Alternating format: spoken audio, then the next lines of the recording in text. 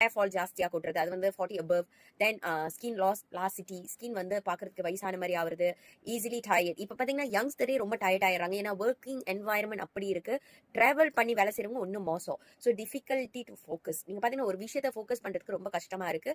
தென் ரொம்ப போஸ்ட்லி. இப்ப வந்து எப்ப டெக்னாலஜி அதிகமா வளர ஆரம்பிச்சிச்சோ அதுல இருந்து நம்மளோட தூக்கமே போயிருச்சு. ரைட்டா இல்லையாங்க?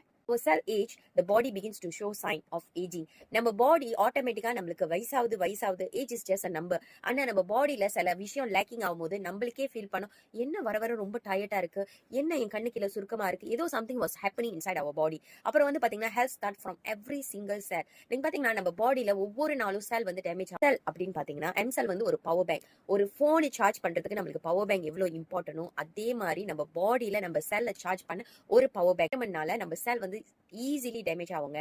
ஸோ நம்மளோட டிஎன்ஏ ஈஸிலி டேமேஜ் ஆகும். ஸோ இது எப்போ நீங்க ரிப்பேர் பண்ணிருக்கீங்க, இது எந்த செல் டேமேஜ் ஆனிச்சுன்னு உங்களுக்கு தெரியுமா? எப்போ நம்ம அதை ரிப்பேர் பண்ணியிருக்கோம்? ஸோ நம்ம ஏஜிங், ஓகே, நம்ம ஏஜிங் ஆவாவ நம்ம என்ன செய்ய ஆரம்பிச்சிருக்கோம், என்ன முடிவு எடுத்திருக்கோம், என்ன பண்ணிருக்கோம், அதுதான் இங்க மெயினா நான் பேச போறேன். What is எம்செல்? ஃபர்ஸ்ட் நீங்க எம்செல்னாலேயே நம்ம ஃபர்ஸ்ட் புரிஞ்சுக்கணும். Latest anti ageing product from MV.